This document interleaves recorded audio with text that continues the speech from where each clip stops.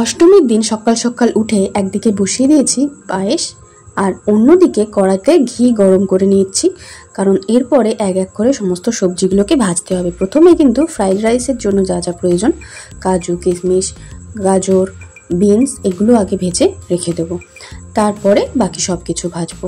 তো এক এক করে সব কিছু ভেজে নিলাম।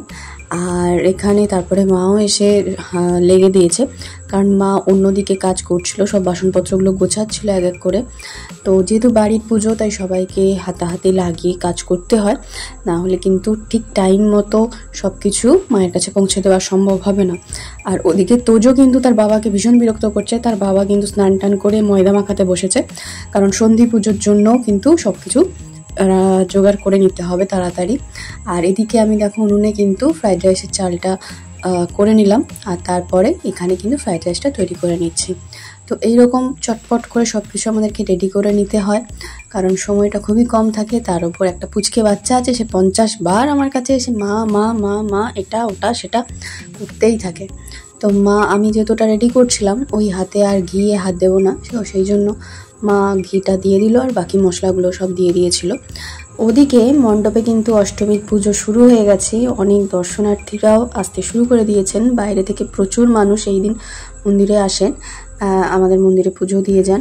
আর এদিকে তোজো চলে এসছে, ও বলছে এটা কি হচ্ছে কি হচ্ছে, তুমি কি করছো, আমাকে দাও। ছোট বাচ্চা, ও তো আর এত কিছু বোঝে না, তো ওর কাছে মনে হয় সব কিছুই বেশ লোভনীয় একটা ব্যাপার, টেস্টি টেস্টি ব্যাপার। তো ওই সবগুলো ওর তো বোঝাটা ওর পক্ষে সম্ভব নয়, ছোট বাচ্চা।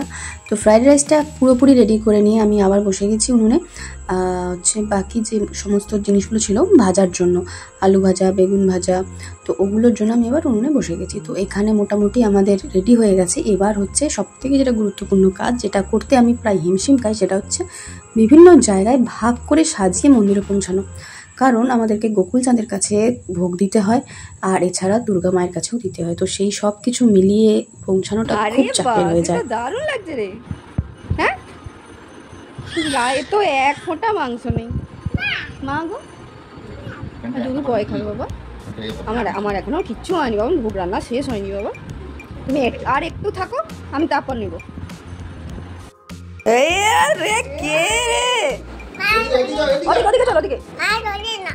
মা বলে নিবে কি করে?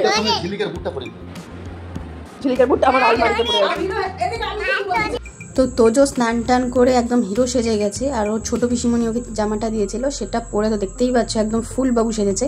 আর এদিকে আমরাও চলে গেছি পুষ্পাঞ্জলি দিতে। পুষ্পাঞ্জলি দিয়ে দেওয়ার পরে আমাদেরকে আবার কিন্তু সন্ধি পুজো জোগাড় করতে হবে। তোমরা দেখতে থাকো আবার পরের ব্লগে।